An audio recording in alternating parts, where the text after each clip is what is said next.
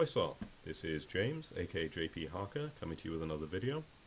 Just looking at the one book today, and it is Michael Wood's In Search of the Dark Ages. I read this a while back, and I did mention it on the channel, but I thought I'd have a proper look that's a little bit more in-depth today. I came across these books because I'd seen many years ago Michael Wood's series In Search of the Trojan War, which was very, very good, very, very interesting, and came across this, In Search of the Dark Ages. And it goes along with the BBC series, the same name. Michael Wood presents it, and unsurprisingly, it's a very good series. I can recommend the book and recommend watching it.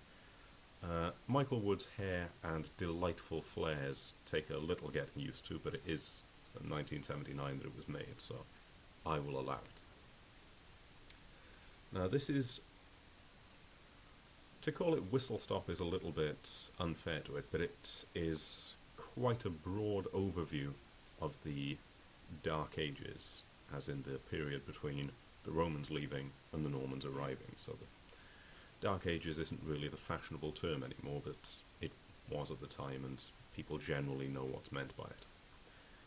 Now, it's divided into 9 chapters, and I'm going to have a little look at each one. I'm not going to summarize each one, but just look at a few interesting points and a bit of an overview. So, we begin with what is not technically Dark Age, because it's during the Roman period, and that is Boudica, also Boadicea, as she was once known when Victorians were talking about this. Now, to give you a quick rundown, because this is one of the ones I know a little about, Boudica was Queen of the Iceni, or the Iceni, depending on how it's pronounced properly. It's Latinized whenever it's written down anyway. Her husband had been chief of a very Romanized area of what is now England, and when he died he left half his land to his family and half of it to the emperor. However, certain unscrupulous officials decided, we're not having that, we're going to have all of it. And when Boudica objected, the tribe was horribly subjugated. And so she rises in revolt, the Iceni and the Trinovantes, and among other things they destroy Colchester.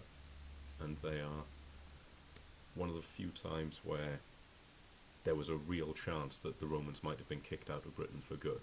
There was not a large military presence on the island at the time, and if things had gone a little differently, we might have been written off as a bad investment and not worth coming back for. So, one of those interesting what-ifs. Now, a few little things that I've taken note of, that some of them I knew, some of them I didn't. One of them was that Lorica Segmentata was found at the probable battle sites where it all came to a conclusion, which is off Watling Street. For those who don't know, Lorica Segmentata is what people tend to assume all Roman legionaries wore. They didn't. It was a much smaller thing than people generally think of. But it's the iron bands that fit together in different sections. I've worn it, and it is remarkably comfortable. I mean, I've worn ringmail and plate and gambesons and all sorts, and segmented lorica really is very, very comfortable, very, very flexible. I'll advocate that. If you're looking for good body armor, buy some of that. So it was interesting that that was found.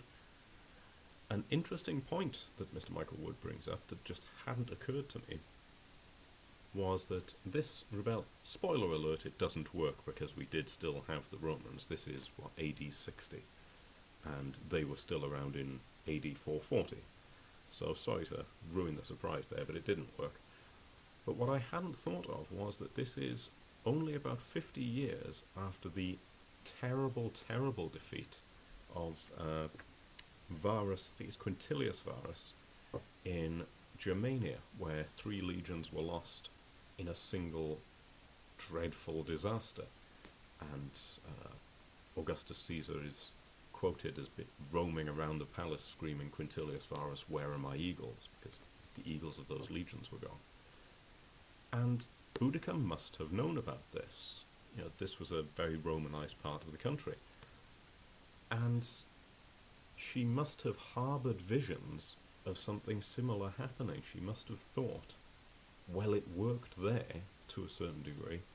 We can make it work here. The legions are not invincible. If we fight them in a clever enough way, and we make the Romans think we're not worth the trouble, this could really happen. To what extent she's motivated by revenge, to what extent it's self-interest or just for the Iceni, and was there a concept of her freeing all of Britain? Who knows? But it is an interesting thing to have a think about. This is Tacitus quoting sometime later, so it probably isn't accurate. But an interesting little quote is, she allegedly said, on the eve of battle, "Fight now or die as slaves. That is what I, a woman, will do.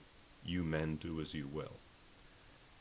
It is unnervingly reminiscent of the dreaded Margaret Thatcher and the ladies not for turning. And anything that talks up Thatcher I'm very against, but she is known to have admired Boudica, and it's... yeah, I couldn't read that and not think of her, I'm afraid.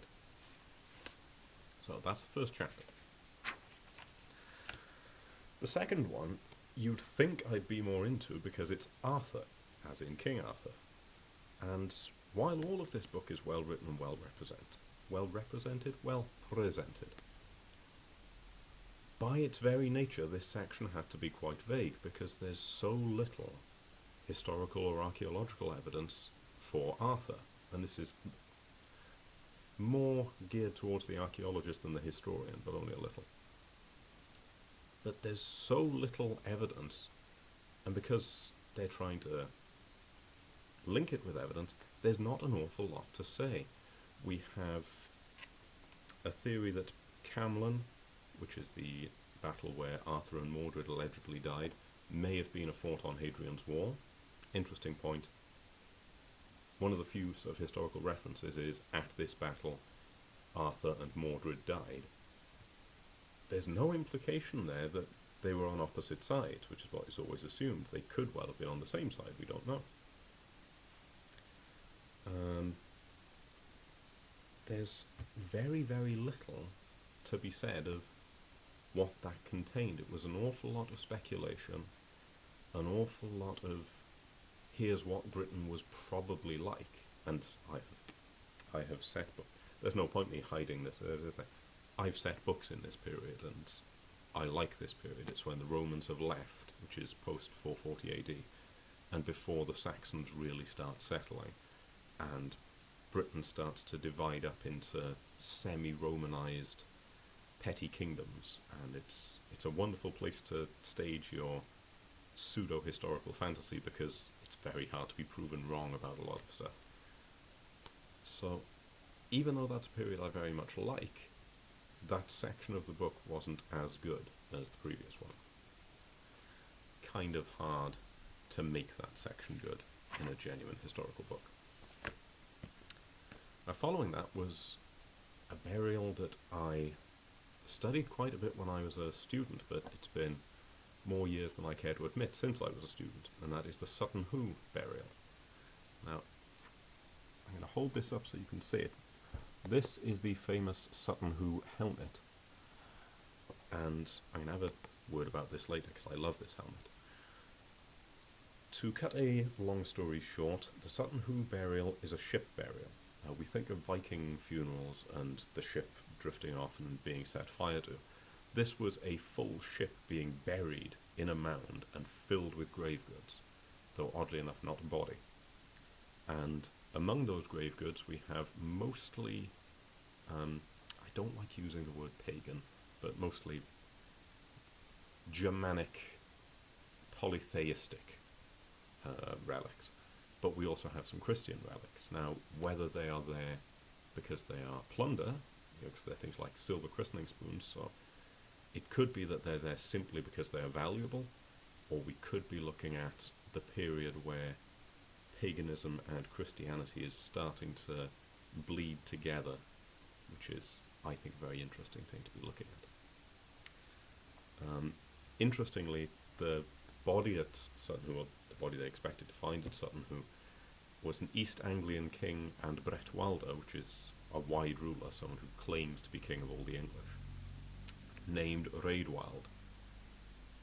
Those who know my work might recognise the name, but if you don't.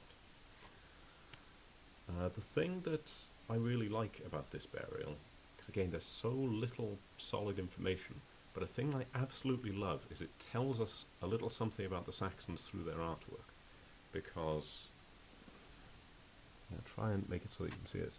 You can see this helmet, and it looks like you have these heavy brows over the eyes, and the nasal guard coming down, and what looks like a moustache over a mouth.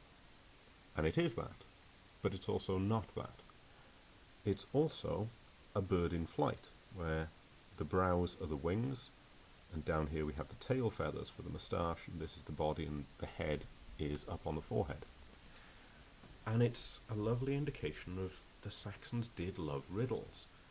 As a proud Welshman, I'm pre-programmed to think of the Saxons as godless savages, especially in the early days, but little things like this, and little things like the detailed garnet decoration you see on some of their weaponry and jewellery, there was a lot of subtlety to them, and I love that riddle-loving aspect of their culture. So even though Sutton Hoo Man is only of limited interest to me as a subject, I really did like it.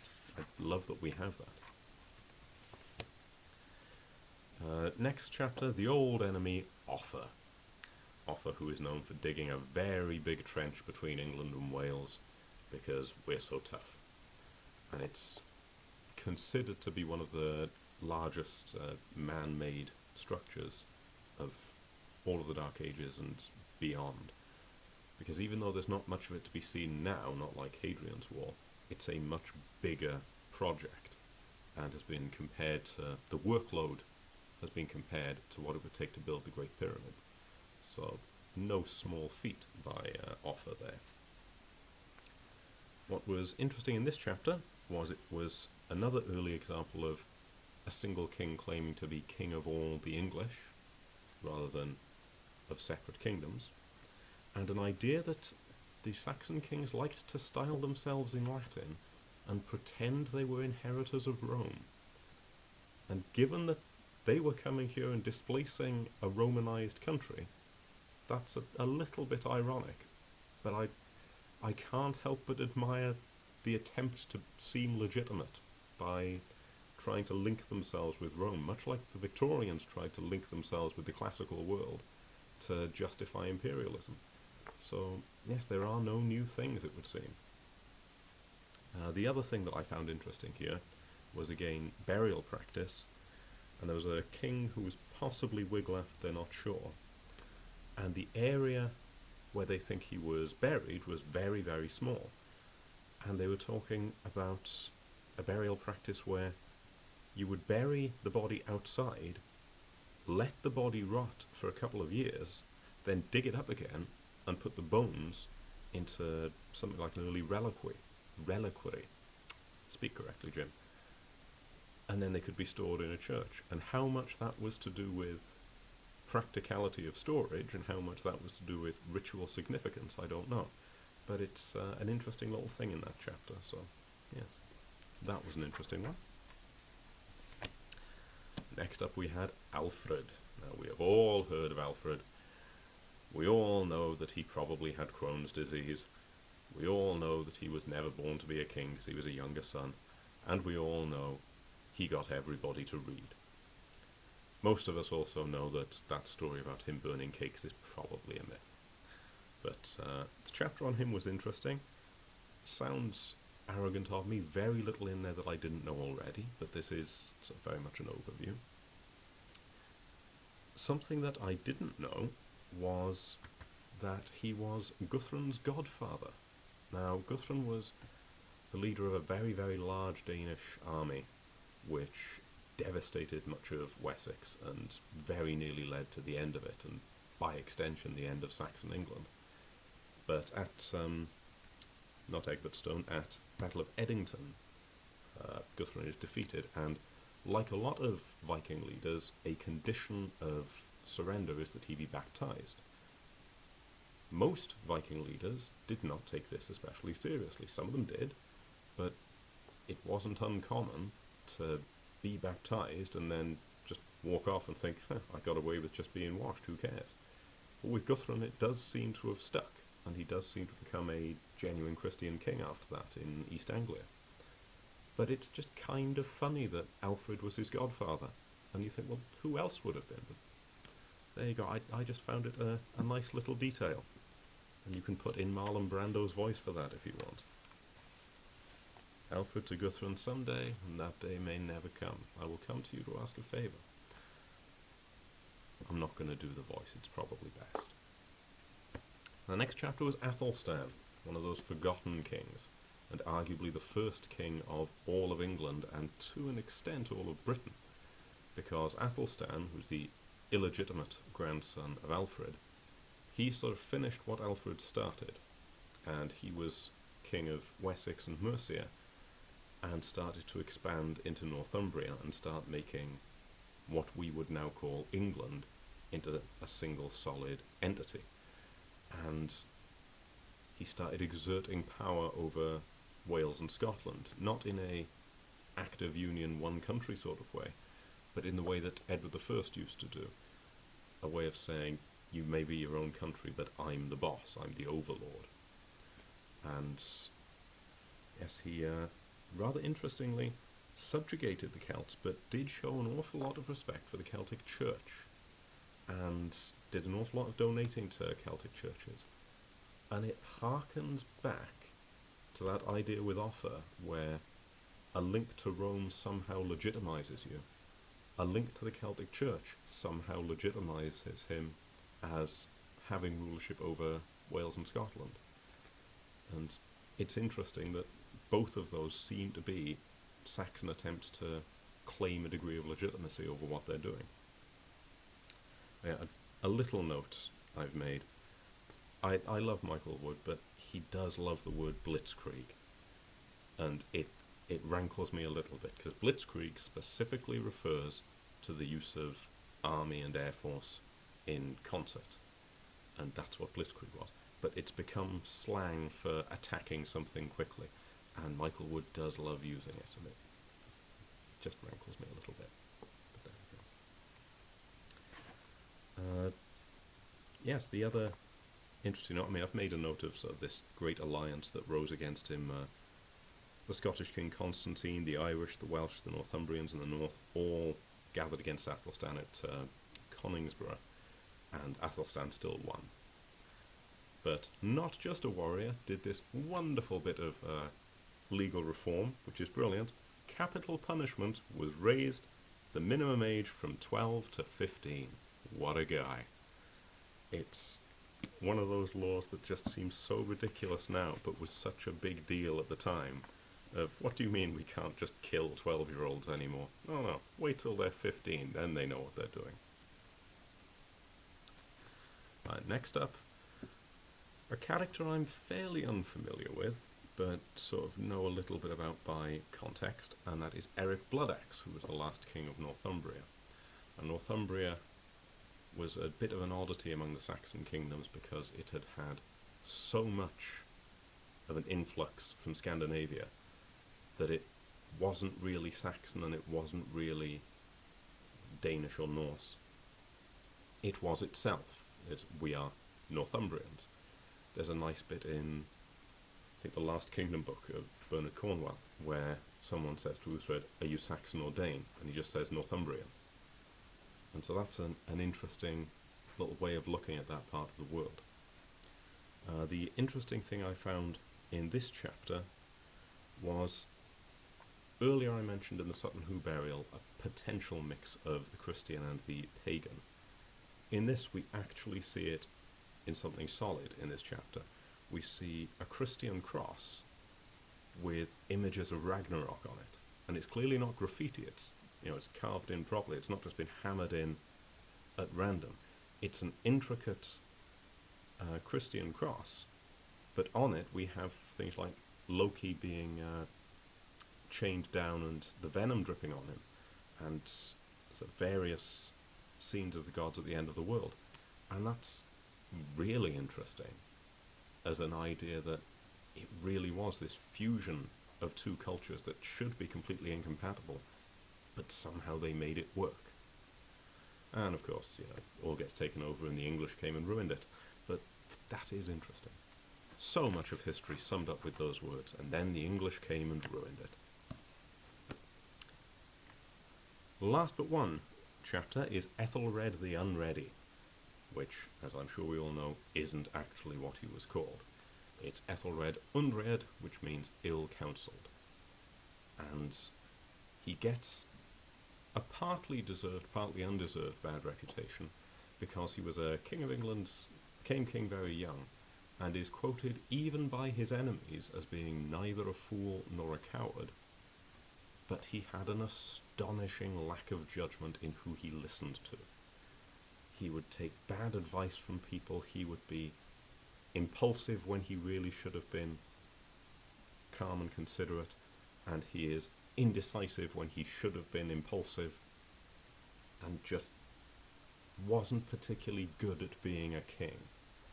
And to a degree, a deserved reputation for being bad at this. To a degree, it's not because he was a fool. You can probably hear any old iron in the background. I do apologise for that. But yes, I've made a few little notes of that. The previous king, Edward, had been murdered, and the situation reminded me of Tiberius and Caligula. Edward, who was murdered, wasn't a very good king. He was sort of rubbish.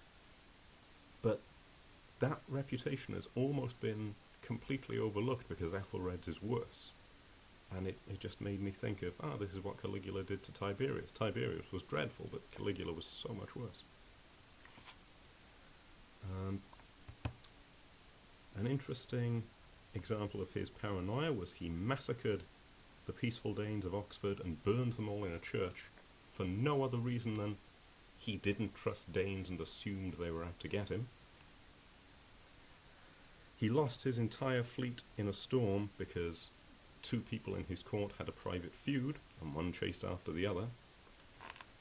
And there is an actual example, and this is very, very rare, of a contemporary source saying, our king is bad at being a king.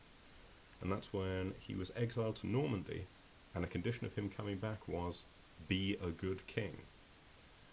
So, you tend to hear kings being slagged off either by their enemies or much later on. This was the contemporaries on his side at the time saying, you're not very good at this, mate. So that was interesting. And the last interesting note, because it's going to bear with what's coming next, is he is replaced by Canute, the son of Sweyn.